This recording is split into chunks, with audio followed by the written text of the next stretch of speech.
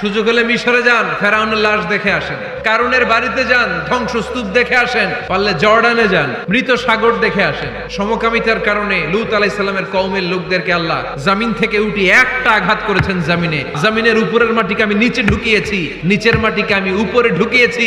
উপর থেকে শিলা আর প্রস্তর বৃষ্টি নাজিল করে পুরো জমিনটারে আমি মাসাকার করে দিয়েছি।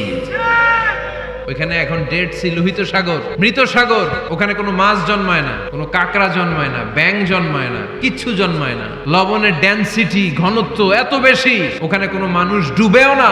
গজবের জায়গা, সুযোগ হলে দেখে আসেন। টাকা পয়সা ভালো থাকলে সময় হলে প্রায় ফ্যামিলি মেম্বারদেরকে নিয়ে উমরায় যান। আল্লাহ রাসূল সাল্লাল্লাহু আলাইহি ওয়াসাল্লাম বেড়াতে যেতেন। আল্লাহ রাসূল সফর করলে কোন স্ত্রীকে নিয়ে যাবেন তিনি স্ত্রীদের নাম লিখে লটারি করতেন।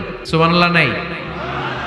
নবদম্পতি যারা, পারলে তোমাদের হানিমুনটা উমরায় সেরে ফেলো। স্বামী স্ত্রী দুইজনে মিলে মক্কায় চলে যাও। আল্লাহর ইবাদত, আল্লাহর ঘরে সিজদা দিয়ে নতুন জীবনটাকে নতুন ভাবে শুরু করো। বরকত দিবে কে?